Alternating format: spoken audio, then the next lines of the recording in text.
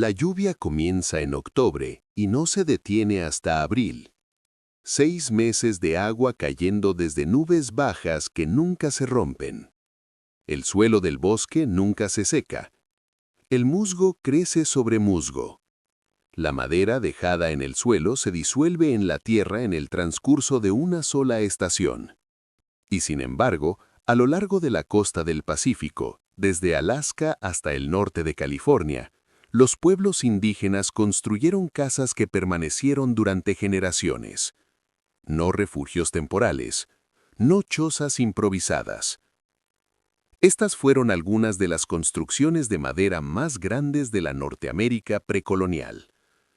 Muchas superaban los 30 metros de largo, lo suficientemente anchas como para albergar a familias extensas de 40 o 50 personas, llenas de salmón seco, cajas de cedro talladas, herramientas, regalia ceremonial y riqueza acumulada a lo largo de toda una vida. En un lugar donde la humedad destruye todo, estas casas no podían permitirse fallar. La pregunta nunca fue si la lluvia llegaría. La lluvia siempre llegaba. La pregunta era cómo construir algo permanente en un mundo diseñado para borrar la permanencia. La respuesta comenzaba con un solo árbol. Para muchas naciones costeras era conocido como el árbol de la vida, el cedro rojo occidental.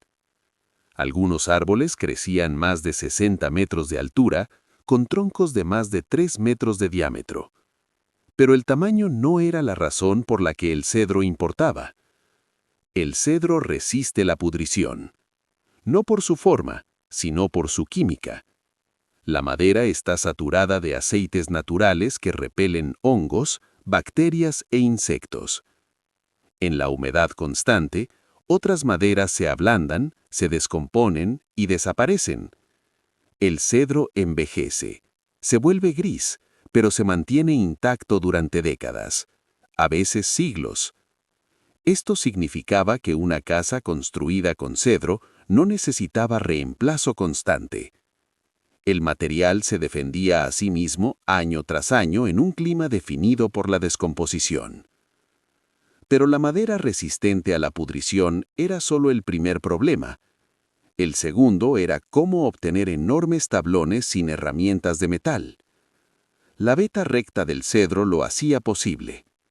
En lugar de cortar a través de la madera, los artesanos la partían siguiendo la veta. Introducían cuñas de madera en el tronco, forzando cuidadosamente las fracturas para que siguieran la estructura natural del árbol. Con paciencia y precisión, un solo tronco podía producir tablones entre 10 y 15 centímetros de grosor y tan largos como el propio árbol. Algunos recolectores practicaban el tablaje vivo. Retiraban secciones verticales dejando el árbol vivo.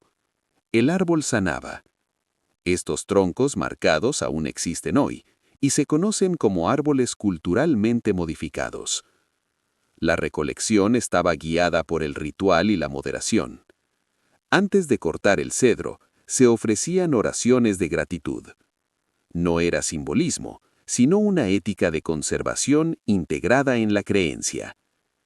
El bosque que permitía la supervivencia debía mantenerse intacto para el futuro. Con los tablones preparados, comenzaba la construcción. Las casas utilizaban enormes estructuras de postes y vigas. Grandes postes de cedro soportaban el peso, mientras que las paredes y los techos se hacían con tablones removibles. La estructura era permanente. La piel era adaptable. El diseño del techo era crucial. Ya fueran frontales empinados en el norte o techos inclinados más al sur, el objetivo era el mismo: evacuar el agua rápidamente. Los tablones se solapaban como tejas para que el agua fluyera sobre las uniones en lugar de filtrarse en ellas. El agua que escurre de inmediato no puede penetrar. A la cima del techo había un orificio para el humo. Permitía ventilar los fuegos que ardían continuamente en el interior, pero también liberaba la humedad. En un clima húmedo, la humedad del aliento, la cocina y los cuerpos es tan peligrosa como la lluvia. El orificio dejaba escapar el aire húmedo, manteniendo el interior seco. Pero el agua más peligrosa venía desde abajo. El suelo permanecía saturado durante gran parte del año. Cualquier casa construida directamente sobre la tierra absorbería la humedad y se pudriría desde la base. Por eso las casas se elevaban. Postes de cedro levantaban los pisos varios pies sobre el suelo, rompiendo el camino de la humedad. El aire circulaba debajo de la casa, secando lo que el agua no podía alcanzar. Entre algunas naciones, el espacio inferior incluso se utilizaba para almacenaje. Y el agua no solo subía, también se movía lateralmente. Las lluvias intensas enviaban escorrentías cuesta abajo, amenazando los cimientos con erosión y acumulaciones de agua.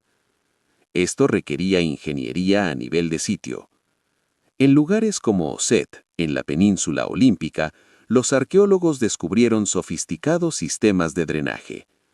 Uno de los más sorprendentes utilizaba huesos de ballena. Grandes omóplatos se colocaban de canto en el suelo, formando canales duraderos que redirigían el agua de tormenta lejos de las casas. A diferencia de simples dañas, estos no colapsaban ni requerían reconstrucción constante. Los concheros, acumulaciones de desechos de generaciones de consumo de mariscos, también se usaban como barreras permeables. Absorbían la escorrentía y estabilizaban el terreno alrededor de las estructuras. Esto no era accidental, era una comprensión precisa de cómo el agua se movía por el landscape. Dentro de la casa se aplicaba la misma lógica. El almacenamiento de alimentos era vertical.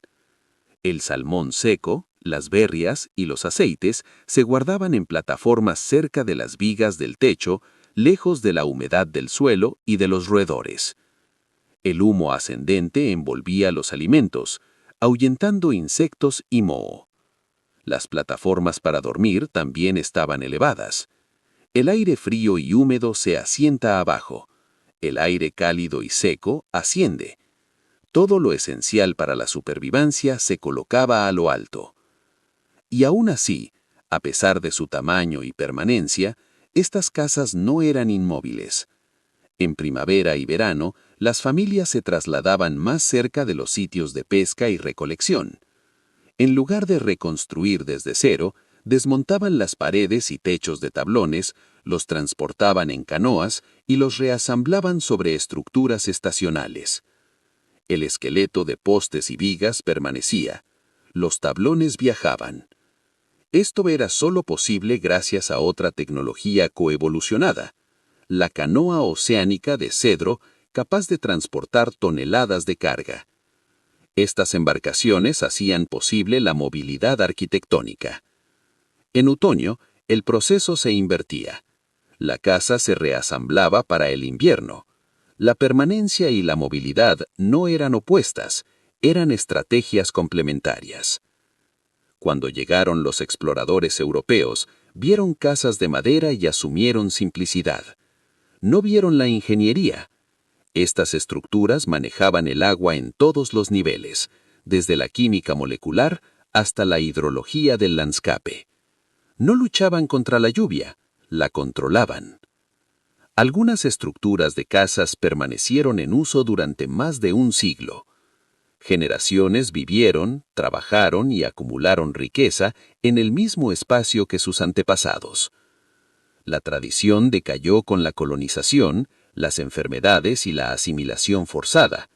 Mucho conocimiento se perdió, pero quedan rastros en los bosques, en el suelo y en casas reconstruidas que aún se mantienen en pie. La lección no es que el cedro sea mágico, ni que el pasado oculte secretos místicos. La lección es la precisión.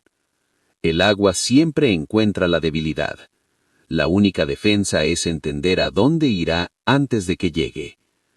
La casa de tablones no fue construida para escapar de la lluvia, fue construida para vivir con ella. Año tras año, generación tras generación. Una casa moldeada no en desafío a la naturaleza, sino en cooperación con ella.